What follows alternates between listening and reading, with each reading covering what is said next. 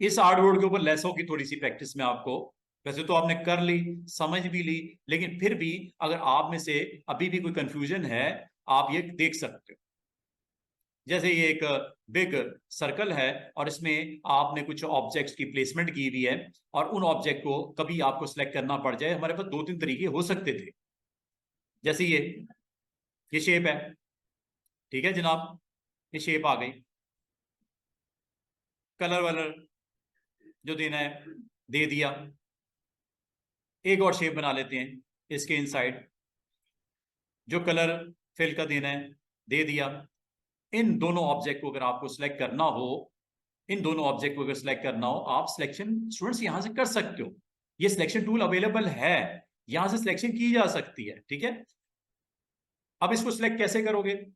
एक तो ये है कि जो बिलो ऑब्जेक्ट है इसको लॉक कर दो, और आप वैसे इस तरह भी कर सकते हो, क्लिक। ये आपका बिग जो आपका येलो सर्कल है सिलेक्ट हो गया। अगर आपने ब्लैक को भी करना है, शिफ्ट के साथ कर लो, ये दोनों सिलेक्ट हो गए।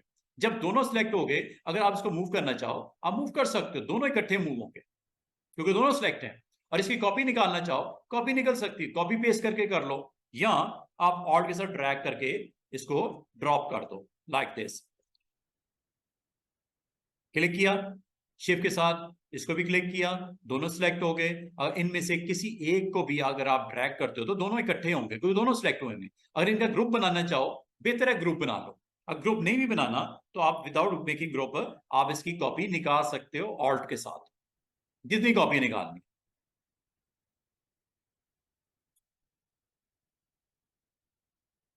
अगर आपको स्टूडेंट्स कहा जाए कि मुझे इसमें से ये शेप जो दरमियान की है इसको सिलेक्ट नहीं करना, क्या तरीका है?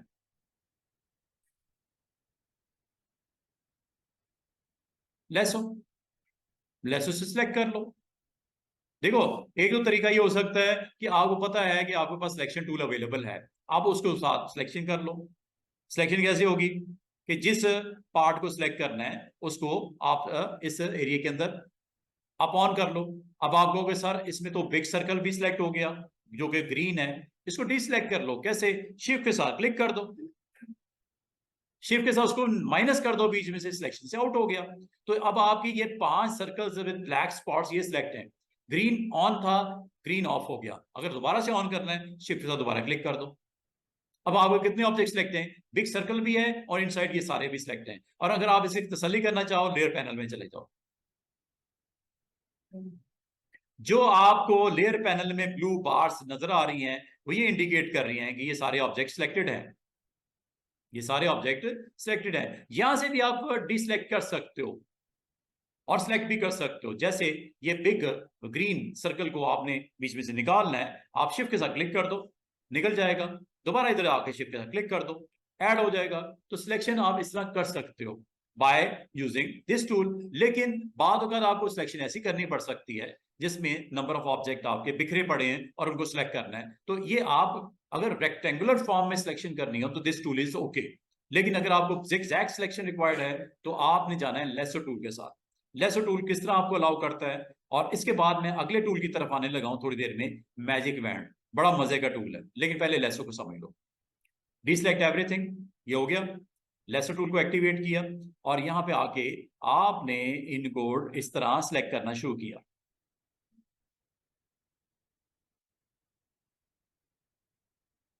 जो बाउंड्री में आ गए वो सिलेक्ट हो गए, जो बाउंड्री में आ गए वो सिलेक्ट हो गए। अच्छा मजे की बात सुनो, इसमें ये दो नीचे वाले ब्लैक सर्कल सिलेक्ट नहीं हुए। क्यों नहीं हुए? क्योंकि इसको आपने टच नहीं किया, बाउंड्री में थे नहीं। दोबारा से देखो क्या हो रहा है, चेक कीजिएगा। लेसर टूल, ये देखिएगा। मैं जरूरी नहीं है कि इसको पूरे को सिलेक्ट करना, अगर आपने इसको बाउंड्री को भी टच कर दिया और ब्लैक इसमें आ गया। अच्छा ये नीचे वाले को मैं सर्कल को सिलेक्ट कर लेता हूं और इसमें मैं बाईपास कर देता हूं ब्लैक वाले को, ये सिलेक्ट नहीं होगा, ये सिलेक्ट नहीं होगा। अगर इसमें ऊपर वाले को बाईपास कर देता हूं, ये सिलेक्ट नहीं होगा। इसके दरमियान के जितने भी एलिमेंट्स हैं वो सिलेक्ट हो जाएंगे। कौन कौन से इग्नोर हो गए? ऊपर वाला ब्लैक और नीचे वाला ब्लैक, ये सिलेक्ट नहीं हुए। अब आपको कैसे पता चलेगा सिलेक्ट नहीं हुए? मूव करके देख लो, डिलीट करके देख लो, ये लो ठीक है। और मजे की बात है, ये जो टूल है जो कि लेसो है, ये एंकर्स के ऊपर काम करता है। किसके ऊपर? एंकर्स के ऊपर काम करता है। जो एंकर बीच में आ गए उनके ऊपर अप्लाई करता है अगर आप डिलीट करते हो, अगर आप डिलीट करते हो। और अगर आप इसको कलर करते हो तो कलर आपका उसी तरह रिस्पॉन्ड करेगा। आप प्रॉपर्टीज में चले जाओ, ये लो, ये प्रॉपर्टीज है ना, ये वाली। अब देखो, जब कभी क्वेश्चन मार्क लगा हुआ नजर आए फिल में, तो आपके लिए एक सिग्नल होता है कि जो सिलेक्शन में है वो मिक्स फिलिंग के साथ है, कहीं ब्लैक है कहीं येलो। अगर सेम हो तो यहाँ येलो दिखेगा या यहाँ ब्लैक दिखेगा। जब ये क्वेश्चन मार्क यहाँ पे नजर आए अपीयरेंस में, फिल में, तो आप समझ जाना कि सिलेक्शन में कुछ ऐसे ऑब्जेक्ट भी शामिल हैं जिसका कलर डिफरेंट है। सेम कलर होगा तो सेम आपको नजर आएगा, लेकिन अगर कलर डिफरेंट डिफरेंट होगा तो यहाँ क्वेश्चन मार्क नजर आएगा। और अगर आप इसमें कलर चेंज करते हो तो ये देख रहे हो, उन तमाम ऑब्जेक्ट्स को जो सिलेक्शन में थे उनको कलर फिल कर दिया, और जो सिलेक्शन से आउट थे उनके ऊपर कलर फिलिंग नहीं हुई। लेकिन ये फिलिंग की बात कर रहा हूं स्टूडेंट, अंडू कर देता हूं, ये फिलिंग की बात कर रहा हूं। जबकि डिलीट जब मैं करता हूं तो याद रखना, लेसो टूल के जो आप लेसो टूल के साथ सिलेक्शन करते हो, जो एंकर्स बीच में आएंगे वो सिर्फ वही डिलीट होंगे। ये देखो, lasso is very very important. किस केस में? जब एंकर वाइज सिलेक्शन करनी हो। ये देख रहे हो, अगर मैं यहां से इतने ऐसे को इग्नोर कर दूं तो लाजमी बात है इसका एक एंकर सिलेक्ट नहीं हुआ, ये वाला। और अगर मैं डिलीट करता हूं तो लाजमी है उसने उस हिसाब से रिस्पॉन्ड करना है सिलेक्शन को। दोबारा से सुन लो कि जब आप क्लिक करते हो इस तरह, जिस एरिया को टच कर लेते हो और जो उस बाउंड्री के इनसाइड आ जाता है, वो सारे एंकर्स को सिलेक्ट करता है। ऑब्जेक्ट की बात नहीं हो रही, एंकर्स को सिलेक्ट करता है। एंकर भी तो ऑब्जेक्ट का हिस्सा ही है ना। एंकर सिलेक्ट हो गए। अब इसमें फिलिंग करोगे तो फिलिंग होगी, डिलीट करोगे उतना पार्ट डिलीट होगा जो उसमें इंक्लूडेड है। जो रह गया वो एंकर सिलेक्ट चुके नहीं थे, उसने एक्शन नहीं किया उस पर। समझ रहे हो? एंकर की डिलीशन तो मैंने सिखाई भी ना, कि जिस पॉइंट को सिलेक्ट करते हो एंकर खत्म होता है, और खत्म होता है उसके रिमेनिंग जो सेगमेंट है कनेक्टेड वो भी खत्म हो जाते हैं। तो ये इस तरह आपको यहाँ पे दिख रहा है। अच्छा स्टूडेंट्स, एक और बड़ी इसमें इंपॉर्टेंट चीज, एक काम करते हैं, एक सिंपल सा पेज बनाता हूं और अभी मैं आपको एक टूल सिखाने लगा हूं। टूल का नाम है मैजिक बैंड। अच्छा, ये है क्या? मैजिक बैंड के बारे में सुन लो। Magic band is a panel, और एक ऐसा पैनल है जो सिमिलर एट्रीब्यूट वाले ऑब्जेक्ट को सिलेक्ट करता है। क्या मतलब है सिमिलर एट्रीब्यूट्स? फीलिंग जिनकी सेम है, स्ट्रोक का कलर जिसका सेम है, स्ट्रोक का वेट जिसका सेम है, ओपेसिटी जिसकी सेम है। ब्लेंडिंग का आपको नहीं पता, इग्नोर कर दो, बाकी ऑप्शन को चेक कर लेते हैं। देखो, मेरे पूरे आर्टबोर्ड के ऊपर कुछ ऐसे ऑब्जेक्ट पड़े हैं जिसमें रेड फिल है। कोई स्टार भी हो सकता है, पॉलीगॉन भी हो सकता है, कोई टेक्स्ट भी हो सकता है। क्या ये पॉसिबल है कि वो सारे ऑब्जेक्ट सिलेक्ट हो जाए जिसकी फिलिंग रेड है? पॉसिबल है। मैजिक बैंड, आप किसी एक ऑब्जेक्ट पे क्लिक करो जिसका कलर रेड है, आपके आर्टबोर्ड में जहां जहां ऑब्जेक्ट की फिलिंग रेड होगी वो सारे ऑब्जेक्ट सिलेक्ट हो जाएंगे। कितने मजे का टूल!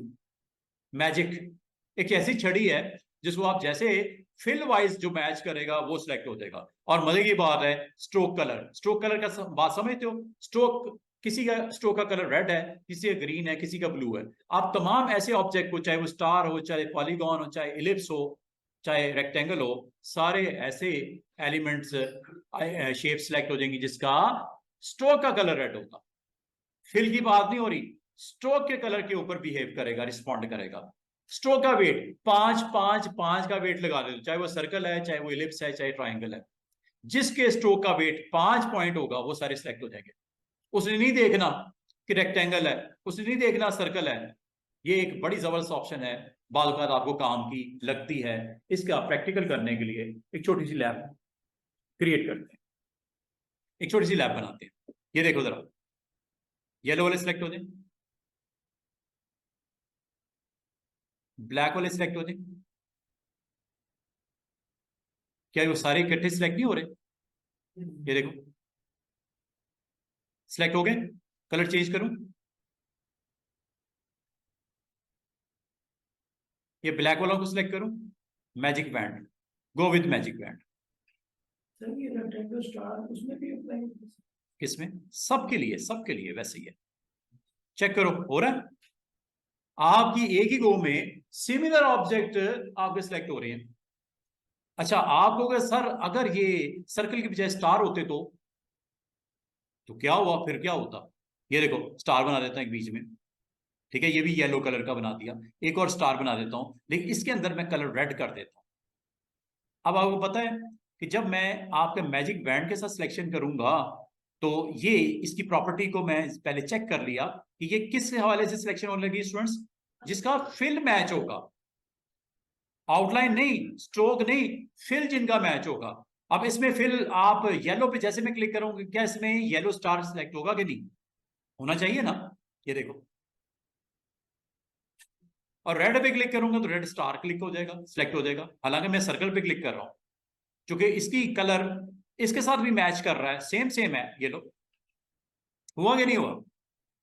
और जहां तक टॉलरेंस की बात है स्टूडेंट्स, टॉलरेंस की बात भी समझ लो। टॉलरेंस का मतलब क्या होता है? मिसाल के तौर पे ये शेप है जो कि रेड सर्कल है, लेकिन इसके अंदर मैं एक काम करता हूं, इसका कलर थोड़ा सा डिफरेंट कर देता हूं। ये देखो, डिफरेंट इस सेंस में कि कलर का शेड थोड़ा सा डिफरेंट कर देता हूं।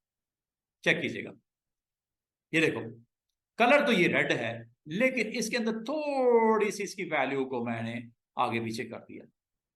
आपको दिख भी रहा होगा शेड डिफरेंट हो गया। ये देखो दोबारा से, इसका भी मैं है रेड ही, लेकिन थोड़ा सा इसको डार्क कर देता हूं। अब ये तीनों रेड के वेरिएशंस हैं। अब मैं अगर इस पे क्लिक करता हूं, क्या इसको असूल की बात है, इसको सिलेक्ट करना चाहिए और इसको भी करना चाहिए क्या? ये करेगा, लेकिन तब करेगा जब टॉलरेंस हाई होगी। अगर टॉलरेंस लो कर दूं, टॉलरेंस मैंने कितनी कर दी स्टूडेंट्स? 0। अब पता क्या होगा, जब मैं इधर क्लिक करूंगा मैजिक बैंड से, इधर क्लिक करूंगा, अब क्या ये वाला सिलेक्ट होगा, ये वाला सिलेक्ट होगा, ये वाला सिलेक्ट होगा? अभी देख लेते हैं, पहले तो डिसलेक्ट एवरीथिंग साइड पे। ये देखो दोबारा, जैसे मैंने इस ऑब्जेक्ट पे क्लिक किया, इसकी फिलिंग 0 टॉलरेंस के साथ उन ऑब्जेक्ट को सिलेक्ट करने की कोशिश करेगी जो मैचिंग होंगे, सेम सेम होंगे कलर फिलिंग के हवाले से। क्लिक करते हैं, देखते हैं कौन कौन सिलेक्ट हुआ। 1 2 3 और ये 4, दरमियान वाले इन दोनों को छोड़ दिया, हालांकि ये भी तो रेड ही है, लेकिन इसका कलर शेड उसके साथ मैच नहीं हो रहा। टॉलरेंस क्या बर्दाश्त उसकी बढ़ानी है, करते हैं जी। बालगाद आपको कोई ऐसा डिजाइन बनाया होता है जिसमें कलर्स की प्रेजेंस होती है और आपको सिलेक्शन भी करनी होती है, लेकिन ग्राफिक डिजाइनर ने किसी वजह से उसके कलर थोड़े बहुत आगे पीछे हो जाती है, वैल्यू सेम नहीं रहती, तो आपने उनको भी सिलेक्ट करना है, सिलेक्शन में इंक्लूड करना है, तो आपके लिए काफी डिफिकल्ट हो जाता है उन पूरे आर्ट बोर्ड के ऊपर उनको कंट्रोल करना। तो उसके लिए बेहतर ऑप्शन क्या होती है स्टूडेंट्स, कि आप इसकी टॉलरेंस बढ़ा दो। टॉलरेंस यहां से मैक्सिमम कितनी हो सकती है? 100, लेकिन इतनी नहीं करनी। इससे क्या होगा कि रेड के पास पास वाले कलर भी सिलेक्ट होने शुरू हो जाएंगे, जो कि डिफरेंट हो सकता है। अब रेड की टोन में ऑरेंज भी आता है, ये भी रेड की टोन ही है ना, एक ऑरेंज कलर उसका, ठीक है, light colour, dark colour, shades उसके डिफरेंट डिफरेंट। तो आपने इसकी टॉलरेंस उतनी रखनी जितनी कि एक्सेप्टेबल है आपके लिए या आपके क्लाइंट के लिए या सिलेक्शन के लिए। तो आपने इसको यहाँ पे करने के बाद अब अटेम्प्ट करते हैं फिल कलर में जाके 10 के ऊपर। पिछली बार तो सिलेक्ट नहीं हुआ, इस बार देखते हैं। इस बार मजे की बात है, ये तो इंक्लूड हो गया, ये ऊपर वाला रह गया। ऊपर वाला क्यों रह गया? ये काफी लाइट है और इसका डिफरेंस 20 या 10 पॉइंट से ज्यादा है, कलर की वेरिएशन 10 पॉइंट से ज्यादा है। दैट्स व्हाई आपके 4 सर्कल सिलेक्ट हो गए, उसको छोड़ दिया उसने, ऊपर वाला सिलेक्ट नहीं हुआ, ये 4 हो गए, वो वाला नहीं हुआ, ठीक है। तो आपको इसके लिए जनाब इसकी टॉलरेंस को और हाई करना पड़ेगा, तो मैं करने लगा हूं, 20 के करीब ले जाते हैं। अब मैं दोबारा मैजिक बैंड से सिलेक्ट करता हूं, चले इसी को करता हूं, देखते हैं ये बाकी होते हैं कि नहीं होते। नहीं हुए, अभी भी वो वेरिएशन कलर की बहुत ज्यादा है, डिफरेंट है, और हाई करते हैं जरा टॉलरेंस। ये मैं तकरीबन 40 के करीब ले गया वैल्यू, ठीक है। दोबारा अटेम्प्ट करते हैं, अब हुए कि नहीं हुए? क्योंकि टॉलरेंस आपने हाई कर दिया, पॉइंट्स की जो डिफरेंस है उसने उसकी बाउंड्री में आ गया और वो सिलेक्ट हो गया।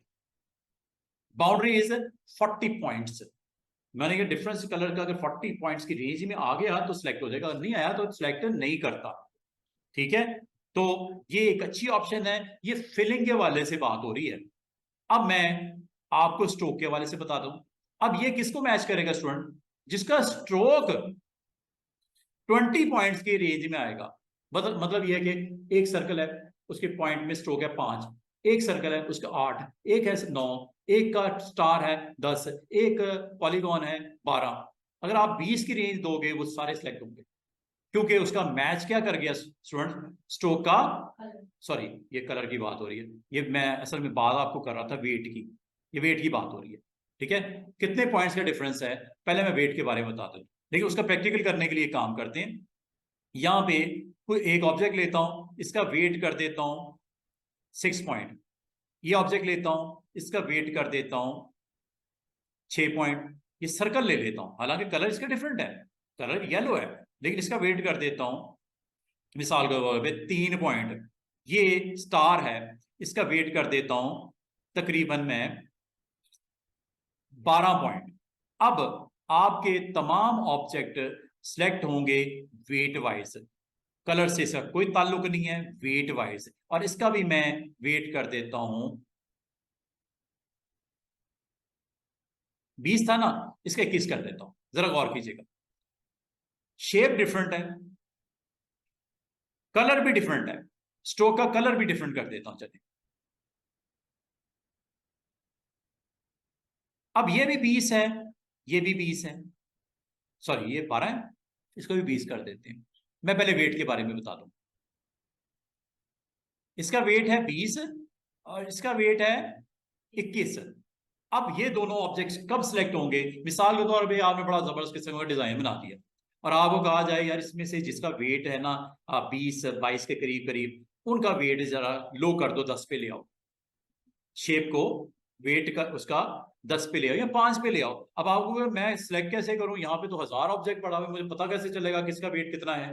तो मैं आपको कहूंगा go with tool name is magic band. और मैजिक बैंड में जैसे, अच्छा मैजिक बैंड को अप्लाई करने से पहले पहले प्रॉपर्टी चेक कर लेना कितना डिफरेंस आपको एक्सेप्टेबल है। जस्ट 1 पॉइंट का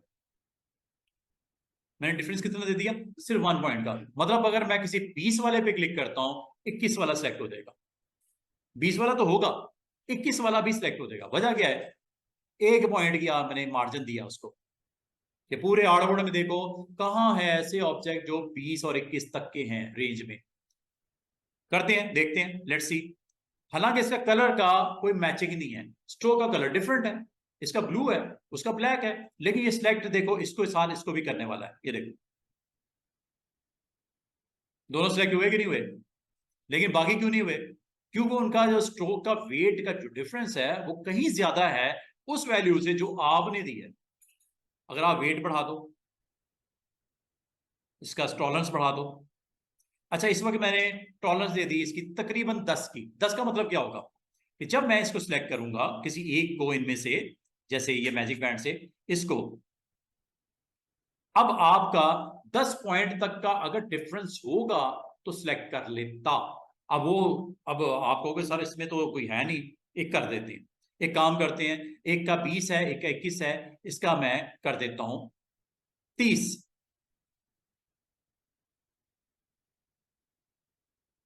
30 कर दिया। अब क्या ये इस रेंज में आ रहा है? 20 की रेंज में 30, 20 + 10 = 30 आ रहा है, तो सिलेक्ट होना चाहिए ना। इसको करके देख लेते हैं।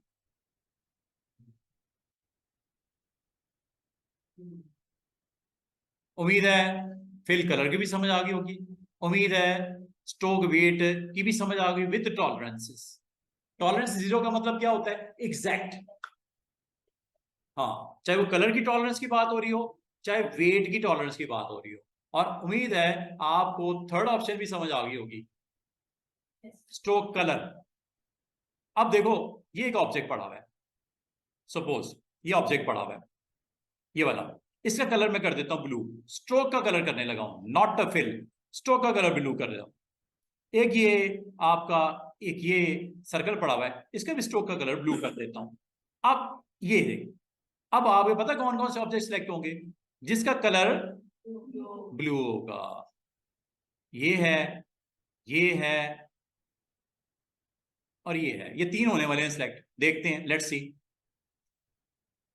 लेकिन आपको एक काम करना पड़ेगा, इसकी मैजिक बैंड की इस प्रॉपर्टी को जाके क्लिक करना पड़ेगा। और अगर आप चाह रहे हो कलर में किसी किस्म का कोई मार्जिन नहीं देना, जीरो कर दो।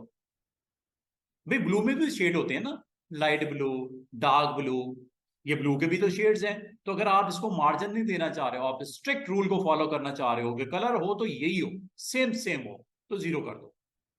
और जीरो करने के बाद अब अगर मैं मैजिक बैंड से इस कलर को हिट करता हूं, इसके साथ जो मैचिंग मैचिंग कलर्स वाले स्ट्रोक वाली ऑप्शन, जिसकी स्ट्रोक का कलर ही मैच करेगा, not weight, not fill colour, stroke का कलर जो मैच करेगा वो ऑब्जेक्ट सिलेक्ट होने वाले हैं। ये देखो, हुए कि नहीं हुए? ये ये सर्कल सिलेक्ट इसलिए हुआ है क्योंकि कलर मैच कर गया। ये वाला सर्कल भी इसलिए सिलेक्ट हुआ, इसका कलर मैच कर गया। और हालांकि ऑब्जेक्ट क्या था? स्टार। उम्मीद है आपको इसकी भी समझ आ गई होगी। और अगली बात है ओपेसिटी। ओपेसिटी का मतलब क्या होता है स्टूडेंट्स? आप अपने ऑब्जेक्ट की ओपेसिटी सेट करते हो। मिसाल के तौर पे ये सर्कल्स हैं चार लगे हुए, मैं इनकी डिफरेंट डिफरेंट ओपेसिटी सेट कर देता हूं। लाइक इसको क्लिक किया, ओपेसिटी इसकी कर दी मैंने जनाब 69। इधर क्लिक किया इस ऑब्जेक्ट पे, इसकी ओपेसिटी सेट कर दी मैंने 60s में, ये कर दी। इसकी 60 है, एक की 65 है। शेप्स आपकी पड़ी हुई हैं। ये स्टार भी चले ले लेता हूं, स्टार की भी ओपेसिटी कर देता हूं 65 तकरीबन, 60s में कर देता हूं।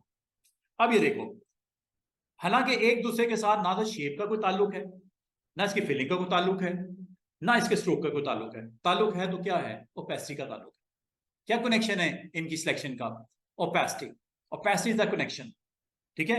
अब आप अगर ओपेसिटी वैल्यू ऑन कर रहे होगे और इसमें भी परसेंटेज बता दो। परसेंटेज का मतलब अगर 60 हो, 61 हो, 62 हो, 63 हो, 65 तक अगर हो, इनमें से किसी ऑब्जेक्ट में मैं क्लिक करने लगा हूं जो 60s में है, तो आप देखना इसके साथ कनेक्टेड सिमिलर प्रॉपर्टी वाले ऑब्जेक्ट सेलेक्ट हो जाएंगे जिसकी ओपेसिटी सिमिलर होगी।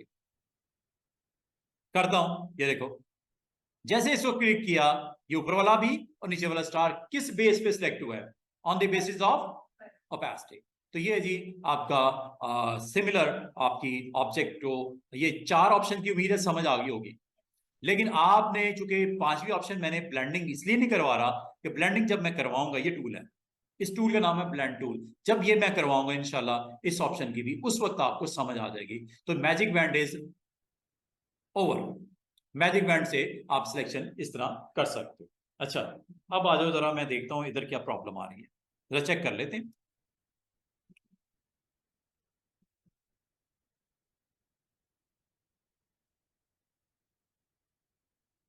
अच्छा,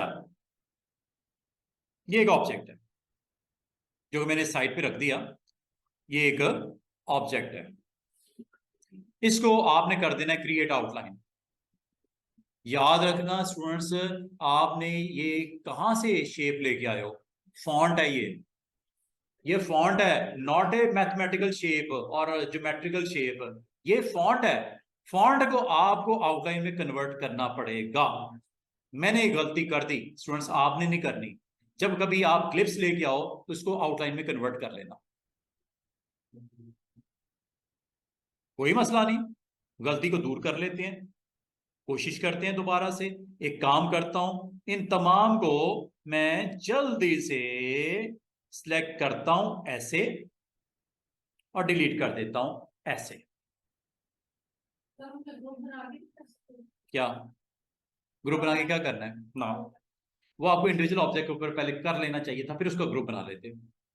ठीक है, अभी दोबारा से देखिएगा, ताकि हमारी वो लैब जो मैं करना चाह रहा था शिद्दत से, वो मुझसे हुई नहीं। तो ग्लिप्स करते हैं दोबारा से इंसर्ट।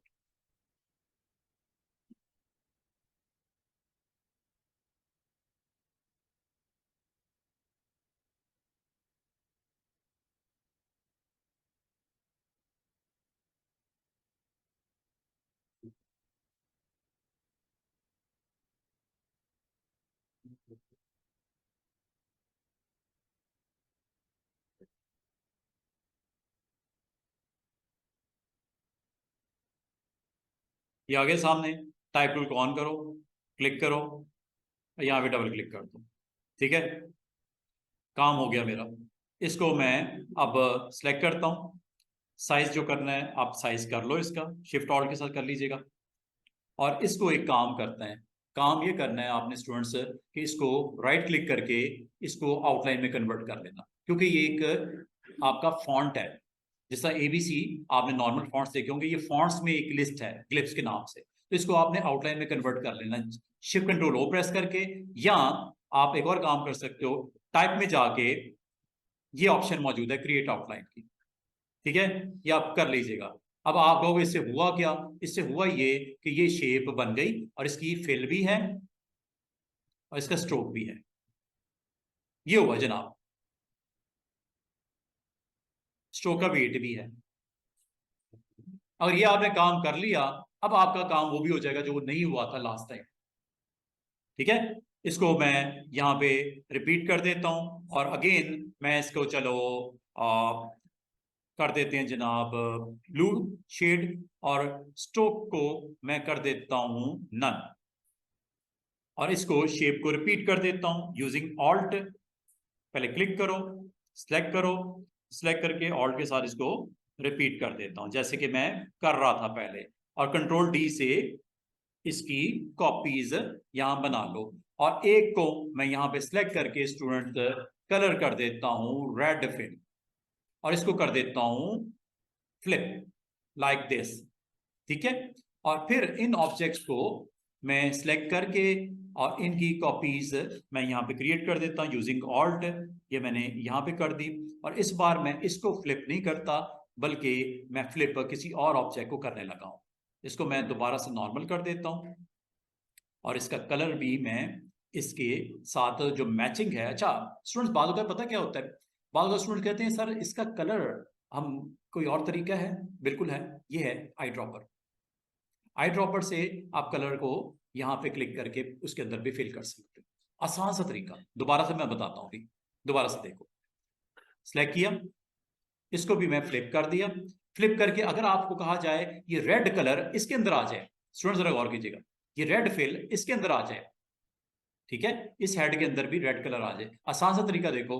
अगर आप इसको पहले क्लिक करना, क्लिक करके ये होता है आई ड्रॉपर, आई ड्रॉपर पे आप जाके इसको हिट कर दो, ये सबसे आसान तरीका होता है काम करने का, बजाय आप उसकी फिलिंग करते खुद से मैन्युअली जाके रेड करते, आप किसी और ऑब्जेक्ट से भी इसकी प्रॉपर्टीज को कॉपी करवा सकते हो, आई ड्रॉपर वहां पे काम आएगा, ठीक है। और इसकी मैं कुछ कॉपीज दोबारा से एक दफा और कर लेता हूं जल्दी से, ये लीजिए ऑल्ट के साथ आप इसको कीजिएगा, और ये आपके पास ऑब्जेक्ट आ गया, प्लेसमेंट हो गई, कंट्रोल डी करके रिपीट कर लो। और मैं इस बार इसको जो है वो सिमिलर जो प्रॉपर्टी जो अभी आपको मैं सिखा रहा था, बता रहा था, इसको इसके ऊपर अप्लाई करके आपको दिखा देता हूँ।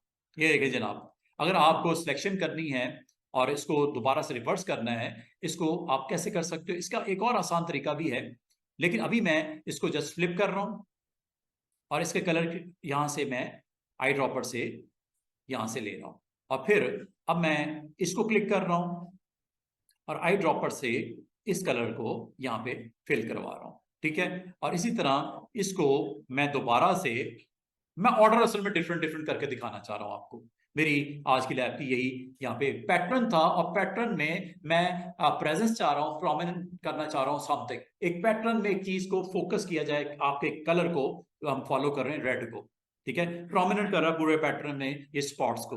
तो ये आमतौर पे डिजाइनिंग के कुछ एलिमेंट्स होते हैं, तो एक इसका भी एक थ्योरी बनती है, एक लेक्चर बनता है जिसमें आपको डिजाइन एलिमेंट्स के बारे में स्टडी करवाया जाए कि कंट्रास्ट क्या होता है, साइज क्या होता है, और इसमें आप किस तरह इनके थ्रू बैलेंस किस तरह क्रिएट करते हो अपने डिजाइन के अंदर। तो ये कुछ प्रॉपर्टीज हैं जो डिजाइनिंग एलिमेंट में इंपॉर्टेंट प्रॉपर्टीज हो सकती हैं, और जिसके बारे में एज ए स्टूडेंट आपको पता होना चाहिए। ले जी जनाब, उम्मीद है यहाँ तक समझ आ गई होगी आपको। अब आपको आज का जो जो मैजिक टूल आपने इस्तेमाल किया, मैजिक बैंड, उससे अब आपका काम क्या आसान नहीं हो गया, क्या आसानी हो गई स्टूडेंट्स, ये मैं आपको करके दिखाने लगा हूं, आसानी क्या हुई।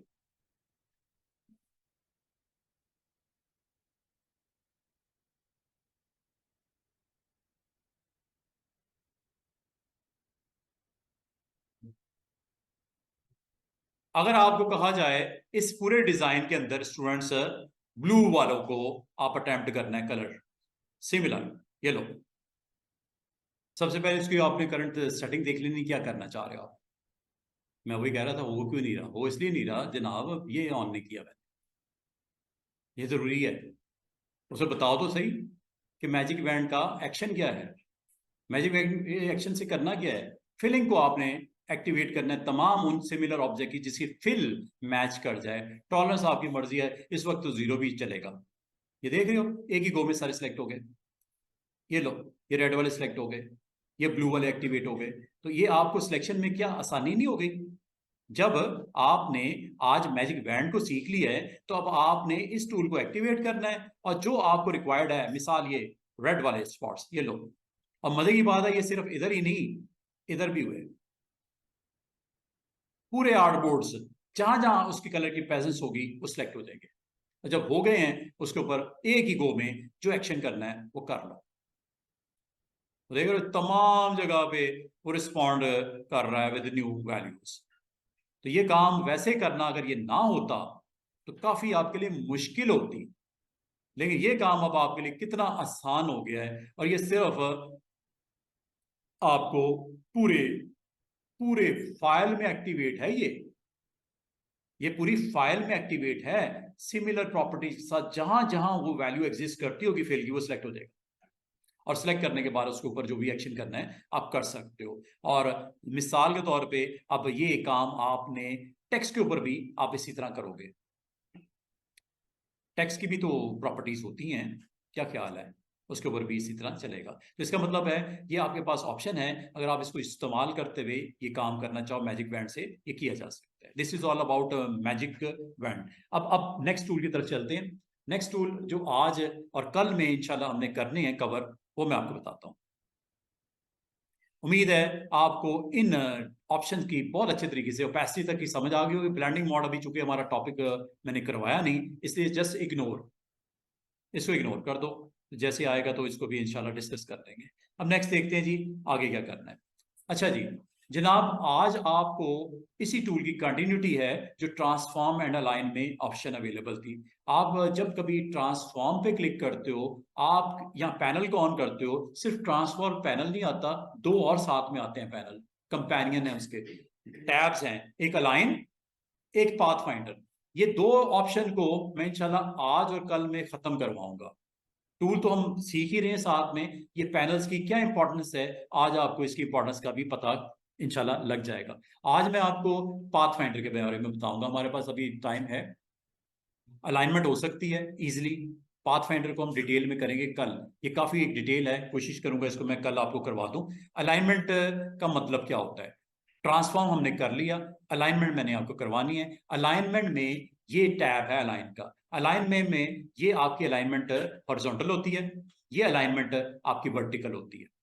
ये अलाइनमेंट आपकी हॉरिजॉन्टल और ये वर्टिकल, और ये आपकी डिस्ट्रीब्यूशन होती है। ये अलाइनमेंट के साथ डिस्ट्रीब्यूट, ये दो ऑप्शन अलग अलग हैं, एक अलाइनमेंट की ऑप्शन है, एक डिस्ट्रीब्यूट की ऑप्शन है। और ये आपकी रेफरेंस पॉइंट के हिसाब से ये अलाइनमेंट आपकी रिगार्डिंग सिलेक्शन, की ऑब्जेक्ट और आर्ट बोर्ड। सबसे आसान वाली मैं ऑप्शन से स्टार्ट करूंगा कि अलाइन टू आर्ट बोर्ड का मतलब क्या होता है। इलिस्ट्रेटर में चलते हैं। ये आपके पास कुछ शेप्स मैं बना लेता हूँ एक नया, बल्कि हम फाइल ओपन कर लेते हैं। इसकी प्रैक्टिस मैं आपको बता दूं क्या है इसकी प्रैक्टिस। असल में होता क्या है कि आप कभी कोई भी आप जब शेप बनाते हो, कोई भी यहाँ पे आप टूल यूज करते हुए कुछ क्रिएट करते हो, तो आपको ये मैंने सिंपल से एक बॉक्स बना दिया, ठीक है।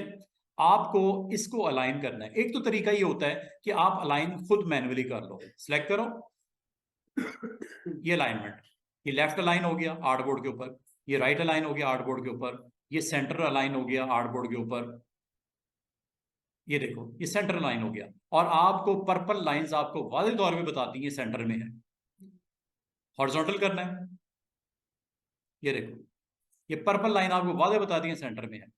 इसी तरह ये बॉटम अलाइन करना है, या लेफ्ट बॉटम करना है, राइट बॉटम करना है, या टॉप राइट करना है, या टॉप लेफ्ट करना है, या बिल्कुल सेंटर में लेके आना है। ये अलाइनमेंट है। ये करने को स्टूडेंट्स आप खुद कर सकते हो, लेकिन आपको आज एक आसान तरीका बताया जा रहा है, सिखाया जा रहा है अलाइनमेंट का। ये जब कभी आप कोई शेप बनाते हो, चाहे वो सिंगल हो चाहे मल्टीपल हो, ये प्रॉपर्टीज होती हैं। प्रॉपर्टीज में ये ट्रांसफॉर्म का पैनल होता है, ये हमने देख लिया। अपीयरेंस हमने देख ली। ये है अलाइनमेंट सबसे नीचे, ये अलाइनमेंट सेंटर में, ये आपको दिख रही होगी। मैं जरा इसको ट्रैक करके इधर ले आऊं ताकि आपको दिखे। ये जनाब अलाइनमेंट है। और अलाइनमेंट की इस ऑप्शन में अगर थोड़ा सा आप इसको मजीद डिटेल देखना चाहो, ये 3 डॉट्स हैं मोर ऑप्शन को एक्टिवेट करने के लिए। ये टोटल, ये अलाइनमेंट की टोटल वो ऑप्शन है जो मैं आपको अपनी स्लाइड पे दिखा रहा था। ये देखिएगा। और एक चीज का ख्याल कीजिएगा, जब इन ऑप्शन को आपने इस्तेमाल करना है, एक चीज को आपने एहतियात करनी है। अलाइन 2 में देख लीजिएगा 3 ऑप्शन में से इस वक्त टिक कौन सी है? इस वक्त कौन सी टिक है? अलाइन टू आर्टबोर्ड टिक है। तो इसका मतलब जो भी एक्शन होगा अलाइनमेंट का, वो रेलेवेंट टू आर्टबोर्ड ही होगा। ये देखो, लेफ्ट अलाइन आर्टबोर्ड के, राइट अलाइन आर्टबोर्ड के, सेंटर अलाइन आर्टबोर्ड के। ये हॉरिजॉन्टली है। वर्टिकली करना चाहो, टॉप अलाइन, बॉटम अलाइन और सेंटर लाइन। ये वही काम हो रहा है स्टूडेंट्स जो आप मैनुअली भी कर रहे थे। मैनुअली भी तो यही हो रहा था। अच्छा, अब आप कहोगे सर ये बाकी ऑप्शन का क्या इस्तेमाल है? बाकी ऑप्शन कब यूज करते हैं? मिसाल के तौर पे आपके पास मल्टीपल ऑब्जेक्ट्स हैं। ये देखिए जी, मल्टीपल ऑब्जेक्ट है, एक नहीं है, काफी सारे हैं। और कुछ इस तरह है। ये आपके पास एक मैंने शेप बनाई, ठीक है, इसके अंदर आपने फिलिंग करनी है, कर लो, आपकी मर्जी है। जो भी फिल शेप आपने करना है आप कर लो। मैं इस तरह की कुछ और शेप्स भी बना देता हूँ। नहीं जी जनाब, कुछ और शेप्स भी बना लेते हैं।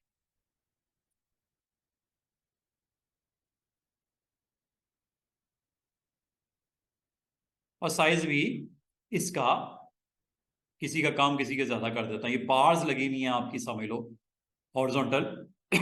और साइज भी इनका डिफरेंट डिफरेंट है। बाद वगैरह आपको अलाइनमेंट करनी पड़ जाती है।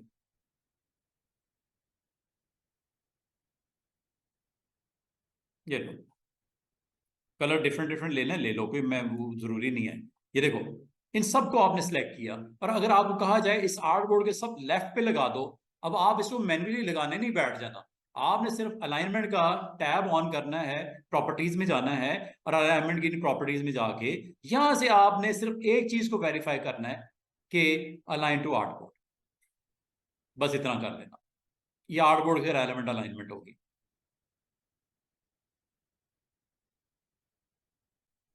हॉरिजॉन्टल, वर्टिकल करोगे तो कुछ और रिजल्ट नजर आएंगे, सारे एक ही जगह पे चले जाएंगे। और चूंकि इनके कलर डिफरेंट सेम है, तो नजर नहीं आएगा हुआ क्या। सारे ऊपर आ गए ना, यहाँ पे सारे मौजूद हैं। हाँ, अगर इनका कलर डिफरेंट डिफरेंट होता बड़ा अच्छा लगता। करके देख लेते हैं। ये लो,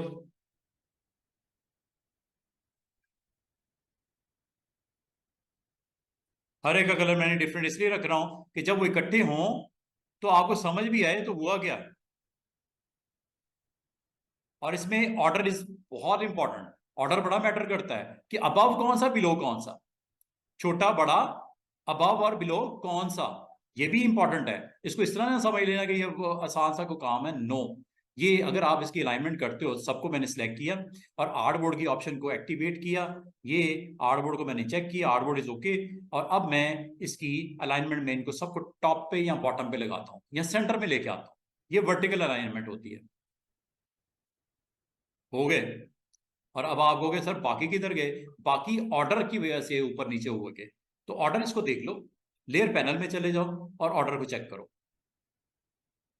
ऑर्डर आपने खुद इसको ठीक कर सकते हो, आपको खुद तरतीब लगाते हुए एहतियात करनी चाहिए थी। जो सबसे बड़ा ऑब्जेक्ट है वो सबसे पहले बनाते, उससे छोटा उससे ऊपर बनाते, उससे छोटा उससे ऊपर बनाते, उससे छोटा उससे ऊपर बनाते। तो ये आपको इस तरह का फेस या इस तरह का सीन फेस ना करना पड़ता। बात समझ रहे हो? ये आपका ऑब्जेक्ट सबसे नीचे है, ठीक है। ये ये अब आपको दिख नहीं रहा, ये इसलिए नहीं दिख रहा, ये सबसे छोटा है। इसको फिर ड्रैग करके ऊपर ले आओ। आ गया कि नहीं आ गया? ये ये भी नहीं दिख रहा, ये इसलिए नहीं दिख रहा, ये भी एक छोटा ऑब्जेक्ट है जिसकी विड्थ कम है, इसको ऊपर ले आओ। बल्कि उससे भी कम है ग्रीन से, इसको और ऊपर ले आओ। अब दिखा कि नहीं दिखा भाई? सीधी सी बात है, उसकी विड्थ को हमने चूंकि छोटा रखा था तो स्टैकिंग ऑर्डर में अगर नीचे होगा तो छुप जाएगा, सीधी सी बात है। लेकिन आपका काम हो गया है अलाइनमेंट से, जो कि आप मैन्युअली अगर करने जाते काफी दिक्कत होती, काफी परेशानी होती, काफी टाइम लगता। और ये जो मैंने आपको स्टूडेंट्स बताया है, अंडू करता हूं, एवरीथिंग इज बैक। अब ये चीज आपकी अलाइनमेंट वर्टिकल में भी काम आएगी। ये देखो, ये आपके पास सारे के सारे ऑब्जेक्ट पड़े हुए हैं। अगर मैं आपको कहूं कि इसको जरा रोटेट कर देते हैं, ये देखो, इसको मैं ऐसे बना देता हूं, ठीक है। अगर मैं आपको कहूं इसकी अलाइनमेंट करनी है, हो जाएगी। आप अलाइन में चले जाओ। अच्छा, अलाइन में जाने का एक और तरीका है, जरूरी नहीं प्रॉपर्टीज में जाओ, प्रॉपर्टीज को रखो साइड पे। प्रॉपर्टीज अगर आपने यहां से इसको नहीं करना, कोई मसला नहीं है, आप यहां से भी कर सकते हो। ऊपर दिख रहा है ये ऊपर कंट्रोल, ये अलाइनमेंट है इसमें। ये अलाइनमेंट की ऑप्शन ऑटोमेटिक स्टूडेंट्स आ जाती है जब दो ऑब्जेक्ट सिलेक्ट हो, कम से कम एक नहीं दो हो तो ये आ जाती है। वैसे ये देखो, क्या ये वही ऑप्शन नहीं है जो कि आप यहां से भी ऑन कर सकते थे और ये भी अवेलेबल है। और यहां से आपने अलाइन टू में सबसे पहले क्या करना होता है स्टूडेंट्स? आर्टबोर्ड करना है या बाकी करना है, बाकी बताता हूं अभी थोड़ी देर में। आर्टबोर्ड, और ये है जी वर्टिकल प्लेसमेंट। वर्टिकल ले जाए, सब चले जाओ वर्टिकल, सब चले जाओ वर्टिकल बॉटम पे, सब चले जाओ वर्टिकली सेंटर में। इस तरह आप नंबर ऑफ ऑब्जेक्ट की अलाइनमेंट को कंट्रोल कर सकते हो बाय अलाइन ऑप्शन। और ये आपकी हॉरिजॉन्टल और वर्टिकल अलाइनमेंट हो गई है। अब अगर आप कहो कि बाकी ऑप्शन का काम क्या है जो कि अलाइन टू में मौजूद है, वो भी आपकी बड़ी इंपॉर्टेंट है। मिसाल के तौर पे ये देखो, इन्हीं ऑब्जेक्ट की बात करता हूं, ये ऑब्जेक्ट पड़े हुए, चलिए इस तरह रख लेता हूं। मैं ये चाह रहा हूं ये सारे ऑब्जेक्ट अलाइन हो इसके मुताबिक, बिग रेक्टेंगल के मुताबिक नहीं, येलो के मुताबिक नहीं, इसके मुताबिक अलाइन हो। इसका टॉप जो है, जितने भी हैं ये टॉप अलाइनमेंट हो आर्टबोर्ड के हिसाब से नहीं, इस ऑब्जेक्ट के हिसाब से। इसे बोलते हैं की ऑब्जेक्ट। की ऑब्जेक्ट ये रखना है, की ऑब्जेक्ट ये रखना है, की ऑब्जेक्ट ये रखना है, ये की ऑब्जेक्ट ये रखना है, आपकी मर्जी है। आपने काम करना है, सिलेक्ट करना है सबको, हो गया सिलेक्ट। अब आपने बताना है कि की ऑब्जेक्ट कौन सा है इसमें से। मेन वो ऑब्जेक्ट बताओ जिसके मुताबिक अलाइनमेंट करनी है, वर्टिकल, वर्टिकल अलाइनमेंट करनी है।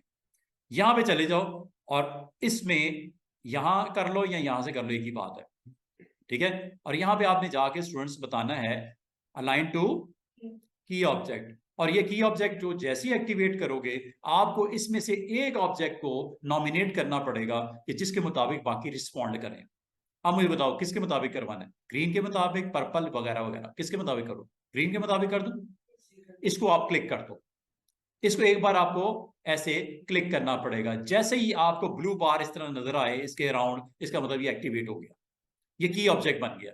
आप किसी वक्त भी इसको चेंज कर सकते हो। आपके तो सर गलती होगी, ये नहीं ये है, इधर क्लिक कर दो, ये एक्टिवेट हो गया। आपका तो नो सर ये है, इसको क्लिक कर दो। तो जिसको भी क्लिक करोगे वो की ऑब्जेक्ट बन जाएगा। अब बाकी तमाम जो चार ऑब्जेक्ट है, ये 400 ऑब्जेक्ट है, इसके मुताबिक रिस्पॉन्ड करेंगे अलाइनमेंट के हवाले से। उम्मीद है समझ आ रही होगी।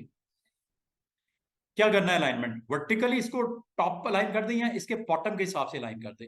बॉटम का मतलब है इसके मुताबिक अलाइनमेंट, टॉप का मतलब है इसके मुताबिक अलाइनमेंट, और सेंटर का मतलब है बाकी सारे ऑब्जेक्ट इसके सेंटर के हिसाब से अलाइन हो जाए। ये अब आपकी मर्जी है कि आपने वर्टिकल में जाना है।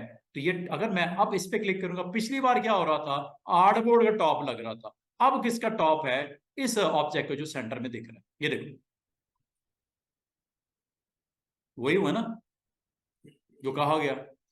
अंडू कर दो इसको। आप दूसरी तरीके से देखना चाहो आप दूसरा कर लो, दो सेक्शन भी कर लेते हैं, बॉटम के हिसाब से अलाइनमेंट कर दो।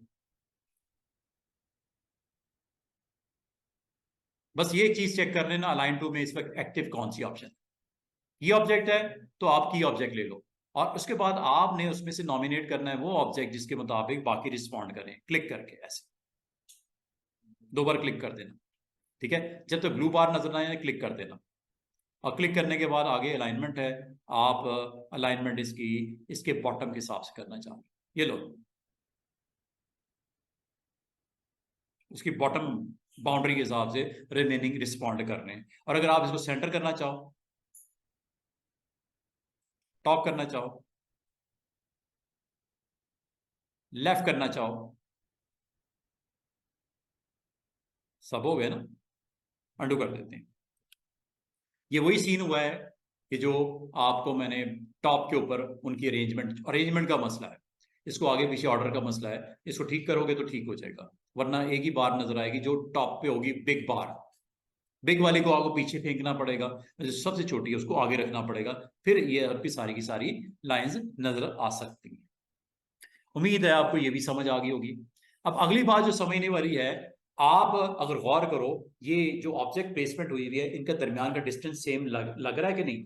दरमियान का डिस्टेंस, ब्लैक से येलो का डिस्टेंस, येलो से आगे डिस्टेंस, और आगे उसका ग्रीन तक, और आगे ब्लैक तक, क्या ये डिस्टेंस बराबर है दरमियान में? नहीं है। आप अगर ये करना चाह रहे हो तो कैसे करोगे? इसके लिए डिस्ट्रीब्यूट की ऑप्शन होती है। और एक चीज और आपसे पूछ रहा है कि ये डिस्ट्रीब्यूशन जो है आर्टबोर्ड के हिसाब से करनी है, किसी ऑब्जेक्ट के हिसाब से करनी है? आप बताओ, जैसे कहोगे वैसे हो जाएगी। यहां पे जाके क्या आर्टबोर्ड के हिसाब से अलाइनमेंट करनी है? कर दो, लेकिन इस बार मैं डिस्ट्रीब्यूट करवा रहा हूं। डिस्ट्रीब्यूट स्पेसिंग बिटवीन ऑब्जेक्ट्स, ये देखो ये क्या लिखा हुआ है, हॉरिजॉन्टली डिस्ट्रीब्यूट स्पेस। जैसे क्लिक किया, रेलेवेंट टू व्हाट, अंडू कर दो। अब आप चाह रहे हो ना, ना तो मैंने ये आर्टबोर्ड को देखना है, ना ने ब्लैक को देखना है, मैंने देखना है ग्रीन के हिसाब से अलाइनमेंट हो जाए, स्पेसिंग हो जाए, सेट हो जाए। तो आपने इसमें जाके सबसे पहले अलाइन टू में की ऑब्जेक्ट ऑन करना है, और की ऑब्जेक्ट आपने इसमें से बताना है कौन सा वाला, ग्रीन। क्लिक कर दो। क्लिक करने के बाद अगला काम क्या करना है, आप डिस्ट्रीब्यूट ऑप्शन में जाके ये बता दो इसका दूसरे से फासला कितना रखना है, की ऑब्जेक्ट से इसका फासला कैसे रखना है, यहां पे आपको इन चीज में बताना पड़ेगा। इस ऑब्जेक्ट से जो इस वक्त की ऑब्जेक्ट कौन सा स्टूडेंट्स में इस वक्त मैंने ग्रीन, ग्रीन से बाकियों का फासला कितना मेंटेन करना है बताओ? 0.2, 0.2, 0.5 जितना करना है, यहां बता दो। 0.25, 0.35, 0.5, ये आपने ऑन कर दिया। और अब आप हॉरिजॉन्टल करना चाह रहे हैं या वर्टिकल डिस्टेंस करना चाह रहे हो? ये चूंकि अभी आपकी ये जो डिस्टेंस है इसको आपने मैनेज करना है हॉरिजॉन्टली, तो आपने ये लेना है। अगर ये चीज आपकी इस तरह होती तो फिर आप वर्टिकल कर लेते, हॉरिजॉन्टल। उससे फासला स्पेसिंग 0.5, 0.5, उससे अगला 0.5, उससे अगला 0.5, उससे अगला 0.5। ये आर्टबोर्ड नहीं है, ये की ऑब्जेक्ट है, ठीक है। और अगर मैं इसको बिल्कुल उल्टा कर दूं इस तरह, दोबारा से देखो, दूसरी ऑप्शन को भी समझ लो। अब ये सीन कुछ इस तरह होता, अब मुझे बताओ इनका आपस में फासला क्या वर्टिकली सेम है? नो। क्या सेम करना चाह रहे हो? एक तो ये कि खुद कर लो, उसमें मिस्टेक हो सकती है, कहीं ज्यादा कहीं कम, आपको समझ ही नहीं आएगी, मैनेज करना मुश्किल हो जाएगा। तो आप इन पार्ट्स को सबसे पहले तो सिलेक्ट करो, और सिलेक्ट करने के बाद आप इसमें आप इस ऑप्शन की तरफ चले जाओ। इस ऑप्शन का नाम है की ऑब्जेक्ट लेना है या आर्टबोर्ड लेना है? अच्छा, एक होता है की ऑब्जेक्ट, एक होता है आर्टबोर्ड, एक होता है सिलेक्शन। अलाइन टू सिलेक्शन का मतलब समझते हो? अलाइन टू सिलेक्शन का मतलब है सिलेक्शन के अंदर ही इसको मैनेज करें, ना तो आर्टबोर्ड को देखे, ना किसी ऑब्जेक्ट को देखे, इसी सिलेक्शन के इनसाइड इसका डिस्टेंस बराबर बराबर कर दे। इसी बाउंड्री के अंदर, जो इस वक्त बाउंड्री हाईलाइटेड है ना, इसी बाउंड्री में रहते हुए डिस्टेंस का बराबर बराबर कर दे। ये भी कर सकते हो, लेकिन उसके लिए आपको इस ऑप्शन को एक्टिवेट करना पड़ेगा। और ऑप्शन का नाम क्या है? सिलेक्शन। ये रखिएगा, अलाइन टू सिलेक्शन ऑन कर दिया, और इनकी स्पेसिंग आपने with in that selection vertical space manage कर दो। ये लो, बराबर हुई कि नहीं हुई? क्या इसने आर्टबोर्ड का ख्याल किया? नो। किसी ऑब्जेक्ट के हिसाब से चल रहा है? नो। ये सिलेक्शन के हिसाब से इसने अलाइनमेंट कर दी, और इसी सिलेक्शन के हिसाब से इसको सेंटर अगर करना है तो ये कर, ये सेंटर, ये अलाइनमेंट आपकी सेंटर हॉरिजॉन्टल, ये लो। और इस वक्त ये असल में सिलेक्शन के इनसाइड मूवमेंट हो रही है। आप कहते हो क्या ये पॉसिबल है कि ये इसको आर्टबोर्ड के हिसाब से सेंटर कर दिया जाए? बिल्कुल हो सकता है। आप आर्टबोर्ड जब तक कहोगे नहीं वो करेगा नहीं। अब आपकी आर्टबोर्ड के हिसाब से सेंटर होने लगा। पहले सिलेक्शन के हिसाब से सेंटर किया, अब आर्टबोर्ड के हिसाब से आपने सेंटर किया। ठीक है, उम्मीद है आपको इन ऑप्शन की भी समझ आ रही होगी। ठीक है, और आप इन ऑब्जेक्ट को अगर आप चाहो तो इसके टॉप के हिसाब से अलाइनमेंट करनी है रिमेनिंग को। अब आप कहोगे सर इनकी तो कुछ समझ आ गई है, ये क्या करती है? हाँ जी, क्वेश्चन है जी सर। अच्छा, ये ऑब्जेक्ट आपको दिख रहे होंगे। एक काम करता हूं, मैं इनको ना थोड़ा ऊपर नीचे कर देता हूं ताकि इसको थोड़ा सा आपको डिस्टेंस डिस्टेंस डिफरेंट डिफरेंट करके इसको देख लेते हैं। ये देखो, अब इनका वर्टिकल डिस्टेंस जो है वो डिफरेंट डिफरेंट है। इसको डिस्ट्रीब्यूट करना चाह रहे हो ऑन द आर्टबोर्ड। आप इनको सिलेक्ट करो, सबको सिलेक्ट करने के बाद अलाइन में चले जाओ, और अलाइन में आपकी अलाइनमेंट हॉरिजॉन्टल एंड वर्टिकल तो आपको समझ आ गई, डिस्ट्रीब्यूशन ऑफ स्पेस भी समझ आ गई, और ये डिस्ट्रीब्यूशन ऑप्शंस होती हैं। अगर आप चाह रहे हो, देखो ऑब्जेक्ट जो होते हैं इसका एक टॉप पार्ट होता है, एक इसका सेंटर पार्ट होता है, एक इसका बॉटम पार्ट होता है अगर वर्टिकल की बात कर रहे हो। अगर हॉरिजॉन्टल की बात करें, एक लेफ्ट हिस्सा होता है, एक राइट हिस्सा होता है, एक सेंटर पार्ट होता है। तो आपने अलाइनमेंट अकॉर्डिंग टू टॉप, जो वर्टिकल डिस्ट्रीब्यूशन टॉप से स्टार्ट करें तो ये टॉप से स्टार्ट करेगा, और इसके टॉप से स्टार्ट करेगा। और इसमें अलाइनमेंट में क्या इस वक्त आर्टबोर्ड है या सिलेक्शन करनी है, या आपने की ऑब्जेक्ट करना है, ये आपकी मर्जी है। ठीक है, अगर आपने आर्टबोर्ड कह दिया है तो टॉप पे जैसे मैं क्लिक करूंगा तो ये देखो अलाइनमेंट में चले जाइएगा, और अलाइनमेंट में आपने इसको डिस्ट्रीब्यूट करना है। ये लो, अब ये सेंटर के हिसाब से डिस्ट्रीब्यूट हुआ ओवर द आर्टबोर्ड, क्योंकि आर्टबोर्ड आपने ऑन किया हुआ है। लेकिन अगर आप की ऑब्जेक्ट कहोगे या सिलेक्शन कहोगे, सिलेक्शन के इनसाइड मैनेज करेगा सब कुछ। अंडू कर देते हैं लाइक दिस। ये था सीन बिफोर, ये कुछ इस तरह का था। ये देखो ये थी।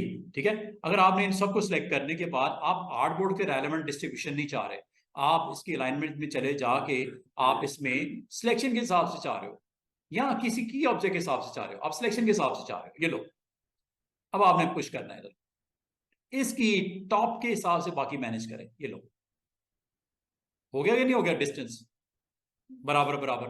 अगर आर्टबोर्ड कहोगे तो आर्टबोर्ड के हिसाब से इसकी डिस्ट्रीब्यूशन करेगा। ये छोटी सी ऑप्शन ने आपका टोटली उसका सीन ही चेंज कर देता है।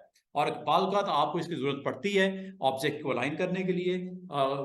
कुछ आपने फॉर्म्स वगैरह डिजाइन करने हो, जैसे मैं कहता हूं मैंने एक एडमिशन फॉर्म बनाना है, एक एडमिशन फॉर्म या कोई भी फॉर्म मैंने क्रिएट करना है। लाइक कुछ यहाँ पे मेरे पास इसकी हेडिंग्स दे देता हूँ, एडमिशन फॉर्म।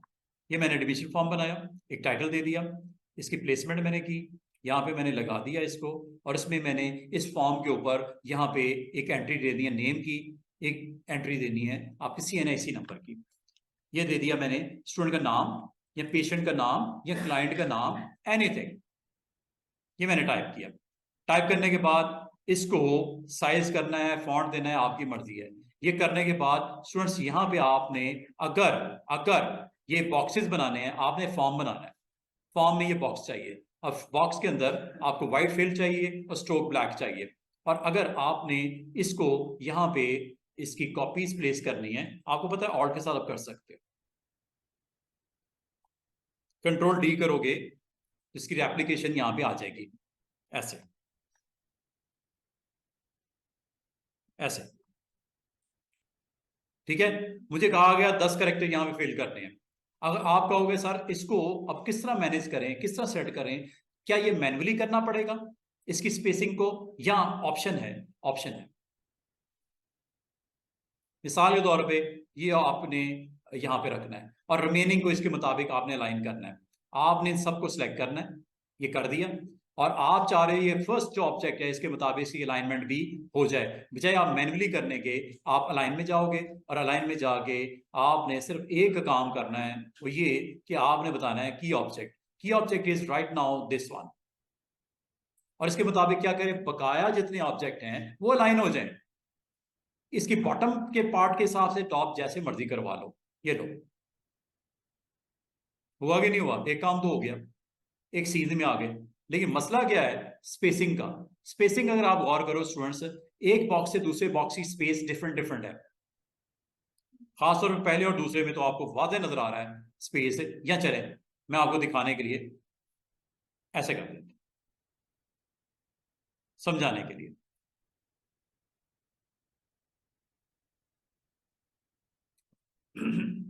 अब आप चाह रहे हो कि आपकी स्पेस एक जैसी होती, तो एक अच्छा फॉर्म बन जाता। तो आपने सबको सिलेक्ट करना है, सबको सिलेक्ट करना है। करने के बाद अलाइनमेंट है ना आपके पास, डिस्ट्रीब्यूटर भी है आपके पास, तो उसको आप अच्छे तरीके से अगर इस्तेमाल कर सकते हो तो आप व्हाई नॉट इस्तेमाल कर लो। और अगर आप इसको डिस्ट्रीब्यूट करना चाह रहे हो, की ऑब्जेक्ट आपने बता दिया इसमें, की ऑब्जेक्ट मुझे सूट करता है ये वाला, इसके मुताबिक बाकी स्पेसिंग को एडजस्ट करें। क्योंकि ये लेफ्ट मोस्ट है, इसको रहने दो, बकाया ऑब्जेक्ट इसके मुताबिक अलाइन हो जाएं, इसके अंदर एडजस्ट हो जाए। इससे कितना फासला रखना रिमेनिंग का, ये डिस्ट्रीब्यूशन में डिसाइड कर लो। हाँ जी, कितना फासला? 1 इंच का करके दिखें कितना होता है। ले जी 1 इंच करें।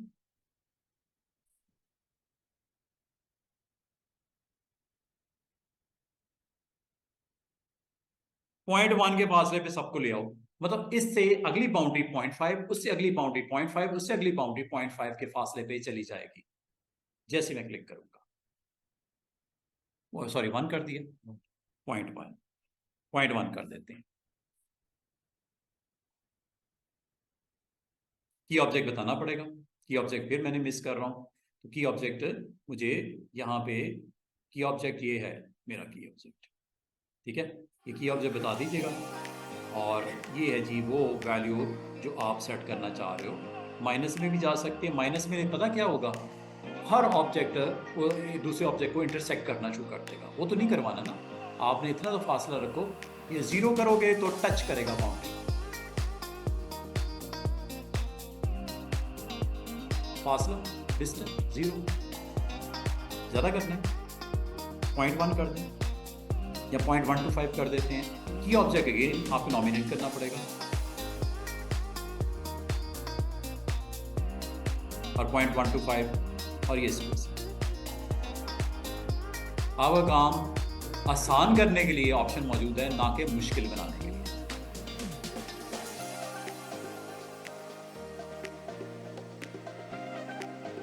चलो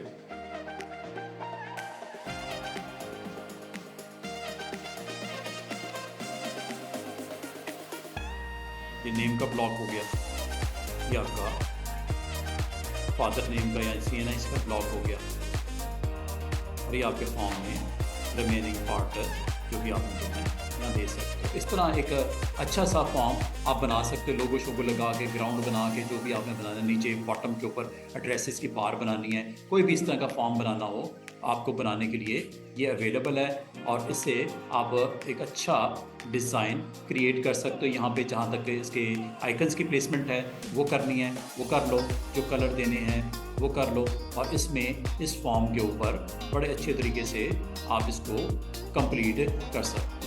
और अरेंजमेंट ऑप्शन आपके पास अवेलेबल है, arrange to back, send to back.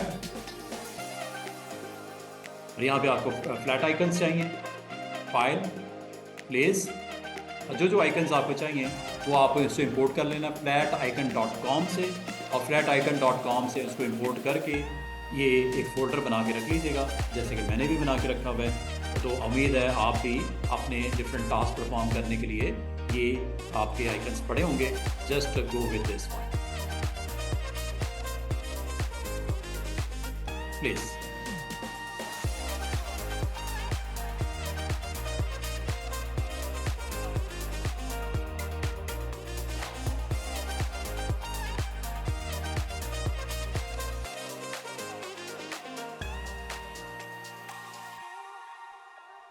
ict-trainings.com।